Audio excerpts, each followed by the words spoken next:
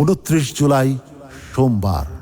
শেখ হাসিনা শিক্ষার্থীদের যৌক্তিক আন্দোলনকে জঙ্গিবাদী কাজ বলে অভিহিত করেন। এদিন বিভিন্ন পয়েন্টে শিক্ষার্থীরা আন্দোলনে নামতে চাইলে গ্রেফতার অভিযান চালায় প্রশাসন। ডিবি কার্যালয় থেকে আন্দোলন বন্ধের ঘোষণা দিলে সমন্বয়কদের মাঝে বিভাজনের খবর উপস্থাপন করে পত্রিকাগুলো। কিন্তু এ সময় প্রশাসনের হেফাজতের বাইরে থাকা সমন্বয়করা বলে তাদেরকে জোরপূর্বক আটকে রেখে এ ধরনের বিবৃতি দিতে বাধ্য করা হয়েছে। আমাদের 9 দফা বাস্তবায়ন না হওয়া পর্যন্ত আন্দোলন চলমান থাকবে। নিহতদের স্মরণে মঙ্গলবার সারা দেশে শোক ও দোয়া কর্মসূচি ঘোষণা করা হয়।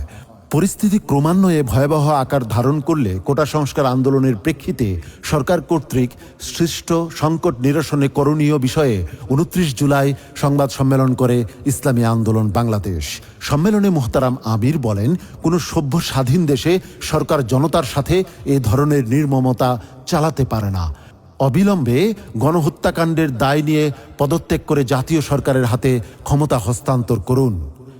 শিক্ষার্থীদের শান্তিপূর্ণ মিছিলে পুলিশের হামলা ও গ্রেফতারের তীব্র নিন্দা ও প্রতিবাদ জানিয়েছেন ইসলামী আন্দোলন বাংলাদেশের মহাসচিব প্রিন্সিপাল মাওলানা ইউনুস আহমদ। প্রতিবাদ বার্তায় তিনি বলেন, ঢাকার সায়েন্স ল্যাব, নর্থ সাউথ বিশ্ববিদ্যালয়ের 8 নম্বর গেট, প্রেস ক্লাব, পল্টন মোড়, উত্তরা বিএনএস সেন্টার, মিরপুরের ইসিবি চত্বর, রামপুরা ও মহাখালী এলাকা থেকে ছাত্রদের গ্রেফতার করে সরকার জনগণের নাগরিক ও মানবাধিকার লঙ্ঘন করেছে।